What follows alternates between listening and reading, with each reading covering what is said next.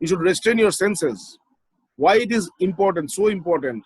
That is what Krishna says in the next two verses, which is a very, very important verse of the Bhagavad Gita. This is like a formula, This is like a formula. This, then this will happen. If this will happen, then from that will happen. In this way. And we will see what kind of, devastating results we meet when we are attached to this world. We don't realize where we are and what it means to be attached to this world. We don't realize. The moment when we realize it, we don't have time to, redeem it. We don't have time. So that is why Krishna warns us. He says, dhayato vishayan pungsha shangasteshu pajayate. Dhayato vishayan pungsha shangasteshu pajayate. Sangyat sanjayate kama kamat krodho vijayate. Krodhat bhavati sammoha. Sammohat smriti vibhrama. Smriti bhrangshat buddhinasho. Buddhinashat pranashati. So this is two verses. And this is it's a formula of life. It says, dhayato vishayan pungsha. It says, when you are dwelling in this world through your senses, you do your work, you dwell in this world through your senses, through your eyes, through your ears, through your skin, through your, through your nose, through your, your tongue. So this is how you dwell in this world. And wherever you dwell, we think that our life is very specific. We have very specific ideas. We have very specific work. We have very specific, job. We have very specific articles in our life. And we think we don't touch anything other than that. But it is not like that. Whatever my eye sees, whether I am aware about it or not, my eyes gets attached to each and everything. And when it gets attached to each and everything, what does it do? It brings everything to my mind. It brings everything to my mind. Now my ears are open. My ears are open and I am listening. I am talking to somebody. I'm listening to somebody. So I think that this is the only sound that is entering into my system. But it is the sound about which I am aware. I am not aware about many other sounds which are nearby and which my ears are catching all the moment. And after, while it catches those sounds, what it does is it brings each and every sound into my mind. The same is with the nose, the same is with the tongue, and the same is with the skin. So, these five senses are that tool which is only accumulating things without my consent, without my knowledge, just accumulating things without my knowledge into my mind. And it's just pouring in everything that it sees or gathers into my mind. Okay, suppose I'm going to the market. I'm going to the market and I'm going to the market to buy some vegetable. So I think that I have only bought vegetables from the market. But I don't know that while I went into the market and I came back, I have accumulated each and everything that was in the path about which I am not even aware, which does not have any, in which I don't have any interest, which has no priority at all. My senses have all gathered them and they have all brought it into my mind. So, when they are in my mind, okay, when they are in my mind, what happens is that, they come to my mind in a subtle way. Like if there is an elephant which is there, which my eyes have seen, it will bring that elephant in the subtle way into my mind. So my mind will have a subtle elephant within me. If whatever I see, the mind will all bring everything in a subtle form, the senses will bring everything in the subtle form in my mind, and it will pour there.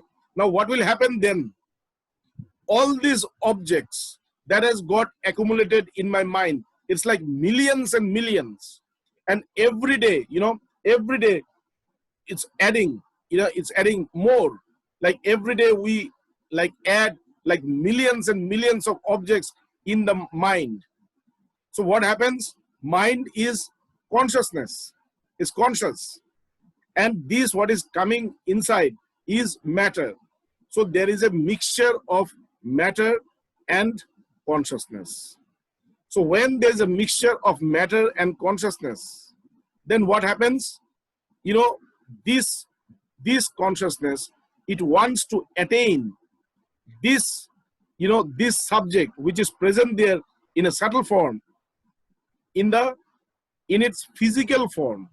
Do you understand? Like if I have an elephant inside, I will want to have an elephant outside also, And this tendency that the mind creates to acquire, that which is within my mind in the subtle form is called a desire. And that is why my mind is creating millions and millions of desire every moment. Some of the desires are known to me. Very few, like one or two of these millions are known to me. And the others are all brewing inside, They're all brewing, they're growing. They're growing slowly, And this mind is just a, breeding ground. It's just a breeding ground where all these, desires are getting breeded. And, once they will all, become a tree and they will come out like a desire. Okay. So this is what happens. And then when the desire comes, we run after those desires. But because the mind is creating these desires all the time, so though we are running after one desire and this mind is creating all the desires all the time, in between another desire comes, which becomes prominent. So we then, after running for some time, we then run after another one. Okay, we then run after another one for some time, and then there is another desire which comes. So we run after that. So in this way, what happens is that we only run, but none of the desires are complete. Do you understand? So none of the desires are complete. Now, when none of the desires are complete, then what happens? When I see my desires are not complete, what happens? I become angry. I become angry. And that is why, if you see people around, you will see most of them are all angry, hopeless. They're all frustrated. Why? Because none of the desires have completed. And they don't know why. They don't know why their desires are not complete. They think that it's because of somebody, it's because of some other factor, it's because of him, it's because of her, but it's not because of him or her. It is because it's because of his own mind, which is creating these millions and millions of desires, in a continuous basis. And these desires, they create an obstacle in procuring any other desire. So it's not, if somebody has to be blamed, it's only him, his own mind. And that is why Krishna is explaining this. He says, Dhayato vishayan pungsha shangasteshu pajayate. When you are dwelling within this world, then you get attached to everything in this world without your knowledge. Without your knowledge, you get attached to everything. Then what happens? Sangat sanjayate kama. this attachment that, that happens, this attachment gives birth to desire, kama, desire. Okay, but as we said, the desires are never fulfilled. The desires are never fulfilled, and that is why, kamat krodho vijayate, and from desires comes anger, because these desires will never be completed, and that is why everybody is angry. Okay, then it says krodhat bhavati sammoha. What happens when a person is very angry? What happens? He is completely taken over. He is completely possessed by anger. Krodhat bhavati sammoha. He is completely, hypnotized. He's completely hypnotized by anger. Okay, and then what happens? He doesn't know what is good or what is bad. He forgets everything. He forgets everything, and that is why krodhat bhavati sammoha, sammohat smriti vibhrama. And because he's hypnotized by the advent of anger, so he forgets everything. He has this memory loss. He suffers memory loss. He forgets, who is standing in front of him, what this person has done, what is the time, is it the time to really talk or not talk, what to talk. He forgets everything. He forgets every courtesy, everything, because he's possessed with this anger. He forgets everything, and that is why krodhat bhavati sammoha. With anger, a person is hypnotized, and because of this anger, he has this sammohat smriti vibhrama. That is why he has this memory loss. Smriti bhrangshat buddhi nasho. With this memory loss, what happens is his wisdom is completely destroyed. With the loss of memory, he forgets everything. He forgets his friend, he forgets his family, he forgets everything. And that is why his wisdom also is destroyed. Buddhi nashat pranashati. And with the destruction of wisdom, when his wisdom is destroyed, then this person brings his own destruction. This person also is destroyed. So when you see people, devastated in this life, when you see people around who are, who are all, depressed, frustrated, devastated, hopeless, you have to know that this is the case. This is the case. Everybody has got attached to things, and then this attachment brought this desire. But desires will never be completed, because you run after one desire, then there is all other desires which are coming, and then you think that this is the main one, and so you run after that. And again, after some time you see that no, I don't want this, I want this, and then you run after another one. In this way, you only end up running, and attaining nothing. And then you become very angry.